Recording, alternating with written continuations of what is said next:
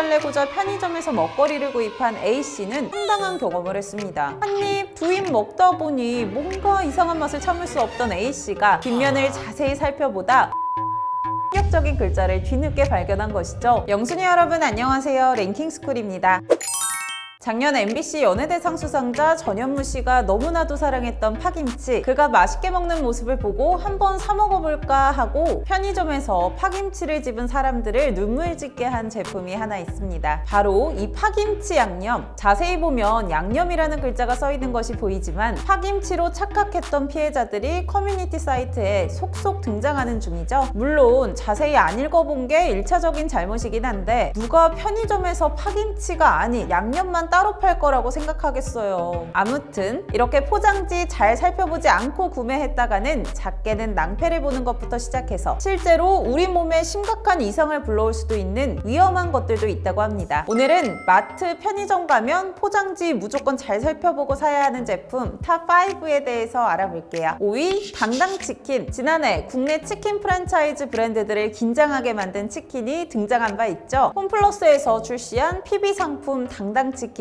그 주인공입니다. 2만원에서 3만원짜리 치킨도 등장하는 이 시국에 무려 6,990원이라는 저렴한 가격을 앞세운 당당치킨은 등장과 동시에 소비자들의 열렬한 환호를 받았습니다. 점포당 판매 가능한 닭이 하루 50마리에서 150마리로 제한되어 있다 보니 재고가 부족해 당당치킨을 구매하기 위한 이른바 치킨런까지 감행하는 진풍경이 펼쳐지기도 했는데요. 물론 소위 말하는 오픈빨이 다소 잦아든 지금에야 예전처럼 줄까지 설 필요는 없지만 그래도 여전히 당당치킨 코너에 방문하면 대고를 찾는 건 쉽지 않은 일이라고 하죠. 만약 홈플러스에 갔는데 당당치킨이 떡하니 남아있는 걸 발견한다면 당연히 집어서 카트에 넣어야겠지만 잠깐 그 전에 패키지를 잘 살펴보셔야 합니다. 영순이 여러분들이 찾는 당당치킨이 아닌 당당돼지일 가능성이 높기 때문인데요. 홈플러스는 당당치킨의 인기에 힘입어 당당돼지, 당당새우 등을 판매하고 있는데 새우의 경우 겉모습만으로도 구분이 어렵지 않지만 돼지고기는 당당치킨 후라이드와 육안으로 보기엔 거의 흡사한 탓에 대충 보고 집어든 분들은 뚜껑을 열었더니 이렇게 치킨이 아닌 탕수육스러운 돼지고기가 등장해 당황하는 사례가 많다고 하죠. 더욱이 당당치킨은 당당치킨이라고 명시돼 있지만 당당돼지는 당당돼지가 아닌 당당 두 글자만 써있기 때문에 구분이 더욱 쉽지 않다고 하는데요. 다행히 당당돼지 역시 당당치킨 못지않게 맛이 좋다고는 하지만 당당치킨을 꼭 맛보고 싶었던 분들이라면 용기에 당당치킨이라고 써져 있는지 잘 읽어보시길 바랍니다. 4위 허니버터 땅콩. 입이 심심할 때 간식으로 먹거나 맥주 안주로 하나씩 먹기 안성맞춤인 아몬드. 쇼핑을 갔는데 이 아몬드가 1+1 할인 중이라면 묻지도 따지지도 말고 당연히 장바구니에 담아야 하는 법. 그런데요 여러분, 이렇게 저렴하게 구입한 아몬드를 집에 와서 먹으려고 뜯었더니 아몬드가 아니라 땅콩이 담겨져 있다면 어떨까요? 대한민국을 대표하는 견과류 가공품 브랜드 바프에서 선보이는 허니버터 아몬드와 허니버터 땅콩 이야기입니다. 우리에게 아몬드로 익숙한 허니버터 패키지만 보고 당연히 아몬드일 거라고 생각해 집어들었다가 뒤늦게 땅콩임을 알고 황당해하는 후기들이 속출하고 있는데요. 물론 제품 포장지엔 각각 아몬드, 땅콩이라고 명시되어 있고 일러스트 역시 알맞게 그림이 그려져 있죠. 하지만 바프가 워낙 아몬드로 유명한 브랜드이다 보니 소비자들이 아예 땅콩이라는 생각을 못하면서 이런 해프닝이 벌어지고 있습니다. 실제로 잘못 구입한 소비자들의 후기를 보면 땅콩도 파는지 몰랐다, 포장을 조금 다르게 하면 좋을 것 같다 등의 의견이 대부분인데요. 바프에서 판매되는 제품에는 땅콩과 아몬드 외에도 병아리콩도 있다고 하니 더욱 유심히 살펴야겠죠? 그리고 이런 제품은 허니버터 땅콩뿐만이 아닙니다. 당연히 짠맛이겠거니 하고 샀다가 혓바닥에 설탕 폭격을 맞는다는 뿌셔뿌셔 달고나만 땅콩 크림이 들은 초코 찰떡파이와 달리 푸석한 빵 안에 찰떡이 들어있는 초코파이 찰떡 같은 제품들이 소비자들을 울리고 있는 중이라고 하죠. 그러니 제대로 안 보고 샀다가 울상짓지 마시고 제품을 사기 전에 꼼꼼하게 확인하기 잊지 마세요. 3위 펩시 제로 1.5리터. 이제 웬만한 탄산음료는 칼로리 걱정 없는 제로 탄산으로 마실 수 있는 요즘, 그 중에서도 펩시 제로 슈거가 뜨거운 호응을 자아내고 있죠. 제로 콜라 특유의 쓰고 밍밍한 끝맛과 달리 끝에 향긋한 라임 향을 첨가해 개운하고 상큼하다는 호평이 줄을 이어왔는데요. 어찌나 인기가 많은지 만년 2인자이던 펩시가 제로에서만큼은 코카콜라를 위협할 정도입니다. 하지만 1.5리터 제품을 출시한 코카콜라 제로와 달리 펩시의 경우 제로 슈거 라임 향을 대형 페트 버전으로 출시하지 않아 소비자들의 요구가 빗발쳐왔죠. 그러다 2021년 9월 마침내 출시된 펩시 제로 슈거 1.5리터. 펩시 제로 팬들은 잔뜩 설레서 펩시 제로 1.5리터를 구매했지만 실망감을 감출 수 없었다고 합니다. 펩시 제로의 특장점이라고 할 수 있는 라임 향이 전혀 느껴지지 않는 데다가 끝에 알 수 없는 코코넛 향까지 가미된 이상한 맛으로 변했기 때문 초심을 잃었나 싶었는데 알고 보니 맛이 달라진 게 아니라 원래부터 다른 제품이었습니다. 펩시에서 1.5리터 버전으로 출시한 제품은 라임 맛이 전혀 없는 일반 제로 슈거 제품이었던 거죠. 그래서인지 본래의 라임 향 제품과 구분하기 위해 제로 슈거 블랙이라는 이름을 사용하고 라벨에도 그레이 컬러와 함께 로우 칼로리라고 표시해 차이를 두었는데요. 그런데 지난 2022년 5월 패키지가 변경되면서 로우 칼로리라는 표기도 사라지고 이름 역시 제로 슈거 블랙에서 제로 슈거로 바꾸며 혼란을 겪는 소비자들이 속출하고 있습니다. 이 정도면 그냥 라임맛 펩시 제로 1.5리터를 출시할 법도 한데 아직까지 출시되지 않는 이유에 대해서는 의견이 분분한데요. 1.5리터 제품의 경우 라임 향이 더해지면 칼로리가 붙어버리는 탓에 제로 표기가 불가능해지기 때문이라는 추측이 가장 큰 힘을 얻고 있지만 아직도 명확하게 밝혀진 바는 없다고 합니다. 아무쪼록 펩시 라임 향과 비슷한 커버의 펩시 블랙 1.5리터는 라임 향이 전혀 가미되지 않은 일반 제로 버전이라는 사실 명심하시고 라임 향을 원하는 분들이라면 500ml나 355ml 캔으로 사드시길 바랍니다. 2위 영양 스튜. 허기를 달래고자 편의점에서 먹거리를 구입한 A씨는 황당한 경험을 했습니다. 식품 코너에서 구입한 간편식 수프가 사람이 먹는 음식이 아니었기 때문인데요.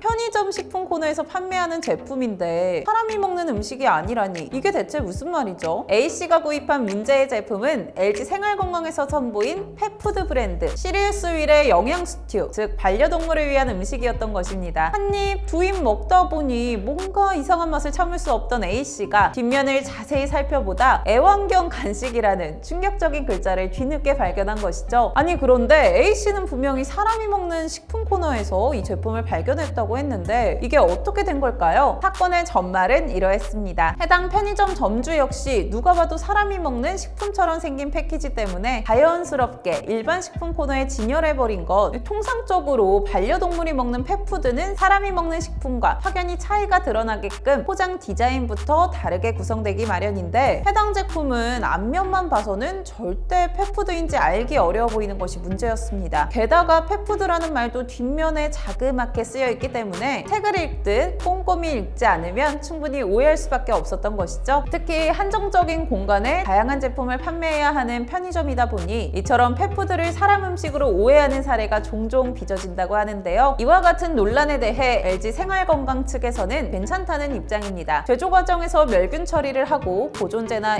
인공색소도 들어가지 않기 때문에 사람이 실수로 먹더라도 몸에 해가 되지 않는다는 게 그 이유인데요. 하지만 같은 브랜드에서 출시된 육포 제품 역시 비슷한 실수를 초래한 적도 있고 아무리 그래도 사람이 먹는 음식과 동물이 먹는 음식은 제대로 구분할 필요가 있지 않을까요? 동물을 가족처럼 생각하는 펫 팬족을 공략하기 위한 정성스러운 패키지 디자인도 좋지만 이로 인해 소비자들의 착각을 불러일으켜 구매 실수를 유발하는 건 개선해야 할 문제점이 아닌가 싶네요. 1위 소주 방향제. 2021년 밀가루 브랜드로 잘 알려진 곰표에서 맥주 회사와 콜라보를 하며 데이트를 친 적이 있었죠. 이 협업을 시작으로 식품과 관련이 적은 상표나 포장을 식품과 결합한 2세 콜라보 제품이 꾸준히 출시되고 있는데요. 소비자들에게 재미있는 구매 경험을 안겨준다는 점에서 장점도 있지만 예기치 않은 사고를 유발할 수 있어 주의가 당부되고 있습니다. 우리가 익히 알고 있는 소주 브랜드와 디자인도 같고 상표도 같지만 크기만 다른 이 방향제가 바로 그 주인공입니다. 지난해 한 주류 브랜드가 대형마트와 협업해 출시한 제품인데요. 실제 소주병과 비교해 크기만 약간 작을 뿐 디테일이 너무나 흡사한 데다 쓸데없이 잔까지 챙겨주는 탓에 이미 술에 취해 있거나 후각이 둔한 사람이라면 의심의 여지 없이 바로 마실 것 같이 생겼죠. 제품 뒷면에 본 제품은 소주병 모양의 방향제입니다. 절대 마시지 마십시오 라는 문구가 쓰여 있긴 하지만 포장지 뒷면까지 꼼꼼하게 읽지 않으면 이 제품이 방향제라는 사실을 알기란 거의 불가능해 보입니다. 게다가 오해를 부르는 패키징 디자인 때문에 섭취사고 위험성이 제기된 건 이 소주 방향제가 처음은 아닌데요. 있는데요. 한 손소독제 제품이 아이들이 즐겨 마시는 젤리나 음료 제품과 비슷한 비닐 파우치 형태로 판매되었다가 판매가 금지되는가 하면 기존 우유 제품과 비슷한 형태의 바디워시 제품이 우유가 판매되는 매대에 함께 진열되면서 소비자들의 혼란을 더욱 가중시키기도 했죠. 반대로 딱풀 모양의 사탕, 바두갈 모양의 초콜릿, 말표 구두약, 초코빈 등은 실제 딱풀, 바두갈, 구두약 등을 섭취할 우려가 있다며 여론의 문매를 맞은 적도 있었는데요. 재미난 마케팅의 일환으로 이런 제품들이 우후죽순 쏟아지면서 혹시 모를 안전사고의 위험성도 커진 상황. 이에 오인, 혼동을 줄 수 있는 표시나 광고를 원칙적으로 금지하는 식품표시 광고법 개정안이 발의되었지만 실제 법안에 반영되기까진 상당한 시간이 소요될 수밖에 없기 때문에 그때까진 우리 소비자들이 좀 더 주의를 기울이는 방법밖에 없을 것 같습니다. 재미를 위해 기획된 건 알지만 이렇게 소비자들의 건강을 해칠 우려가 있는 위험한 콜라보는 제발 지양했으면 좋겠네요.